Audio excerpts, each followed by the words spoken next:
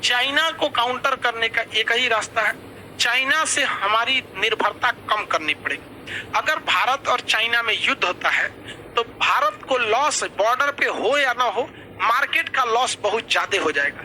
आज जितने भी इलेक्ट्रॉनिक टॉर्च, बल्ब, बत्ती, कांटी, टेप, प्लास्टिक, जितना चीज घूम रहा है, मेमोरी कार्ड, ये सब किसका है? चाइना। इस सेम रेट में कहा मिलता है? वियतनाम में। सेम रेट में कहा मिलता है? ताइवान। लेकिन भारत सरकार को काजने कौन वेराइटी को बीमारी भइल है कि ओकरा चाइने से मंगाना है। सिंपल सा भाई, भारत के जितने व्यापारी हैं उनको कहिए कि आप चाइना से अगर मंगाएंगे तो 2% ज्यादा टैक्स लेना पड़ेगा। चाइना से कितना परसेंट? 2%। तो चाइना इस पे क्या कर सकता है? केस कर सकता है इंटरनेशनल WTO में कि हमारे ऊपर जानबूझ के टैक्स लगाया जा रहा है। तो इसका एक रास्ता है तो ये कि ठीक है, चाइना पे जितना टैक्स लगता है उतने लगेगा, लेकिन अगर आप इन देशों से टैक्स सामान खरीदे तो 2% कम टैक्स देना पड़ेगा। इस पे तो केस नहीं होगा।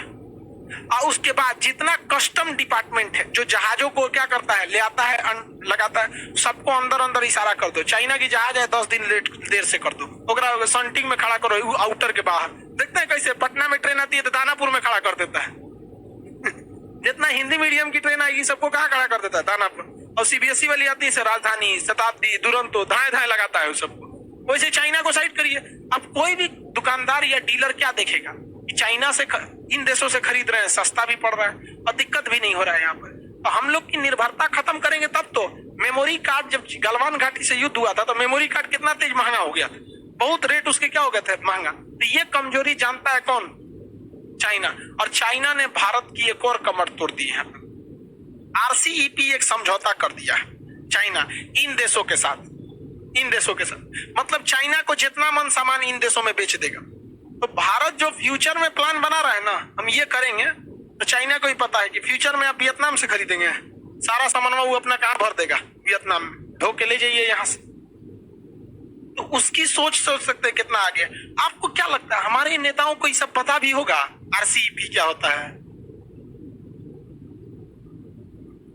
हाँ, कभी नहीं पता। भगवान को भी ना भगवान की मूर्ति को भी मंदिर में से एक दिन निकाल के बाहर घुमाया जाता है। जो प्राचीन काल की प्रथा थी, भगवान की मूर्ति को गर्भगृह से निकाल कर रथ पर बैठा के पूरा गांव घुमाया जाता था ताकि भगवान जनता के दुख को खुद देख सके। तो हमारे यहाँ के नेताओं को भी एक बार लोकल पैसेंजर ट्रेन के जनरल बॉगी में बैठा के एक बार भारत घुमाना चाहिए। 2 मिनट में उन सबको समझ में आएगा। हम एक बार राजधानी ट्रेन में बैठे, शताब्दी में, अजमेर से दिल्ली शताब्दी में। इतना बेहतरीन ट्रेन था कि हम दुआ मांग रहे थे कि 2 घंटा लेट हो जाए।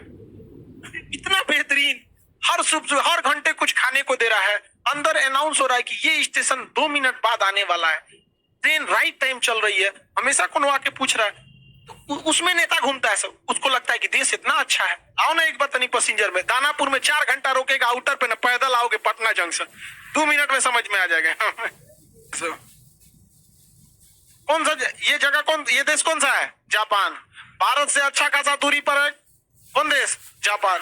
जापान के ऊपर में क्यूरियल द्वीप समूह लिखा होगा, ब्रैकेट में कौन सा देश लिखा है? कौन सा देश लिखा है? वो द्वीप है किसका? हाँ, जापान का। कब्जा किसने कर लिया? रूस ने। कब्जा किसने कर लिया था? रूस ने कर लिया। वो भी कब पता है? जब उसके ऊपर परमाणु बम पटकाया। नहीं तो रूस ने 2 बार हरा दिया था, 1904 और 1905 में। जापान ने किसको हरा दिया था? रूस को। इतना खतरनाक देश है जापान। सोचिए जरा, अब पूरी दुनिया के नक्शा में अगर आप देखेंगे, जापान को देखिए, ये छोटा सा जापान है, और रूस को देखिए,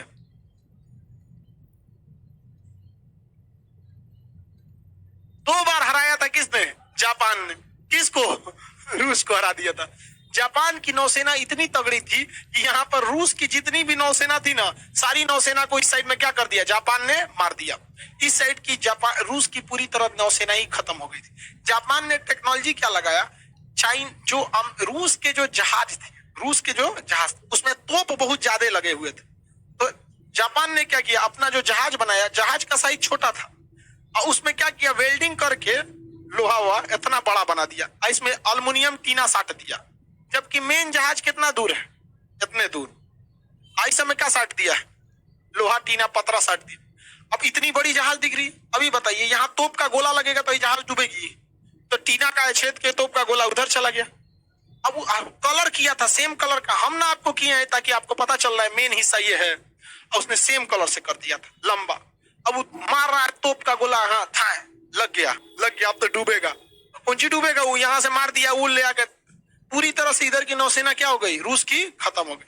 रूस को अपनी नौसेना को किधर से भेजना पड़ा, इस साइड से भेजना पड़ा था, बाल्टिक सागर से। जब रूस की नौसेना इधर से जा रही थी ना, तो यहाँ ब्रिटेन के कुछ जहाज खड़े थे सब। तो रूस वालों को जापान का इतना खौफ था कि एक के ऊपर मिसाइल चला दिया सब। और जहाज किसका था, ब्रिटेन का। बाद में कान पकड़ के माफी, मेरी गलती हो गई लूरी भाई।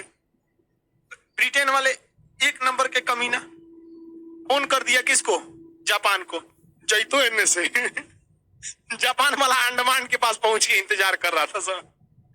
किस पे कब्जा कर लिया था सर, अंडमान निकोबार। और जैसे रूस की सेना कहां पहुंची, अंडमान के पास धो दिया सब यहाँ पे। और धोने के बाद पता क्या कर रहा सर, ब्रिटेन वाला बताया था जापान बहुत शक्तिशाली था, लेकिन परमाणु बम मार के ना उसका कमर तोड़ दिया अमेरिका। तो इस मौका का फायदा उठा के क्यूरियल द्वीप पर किसने कब्जा कर लिया, किसने, रूस ने कब्जा कर लिया।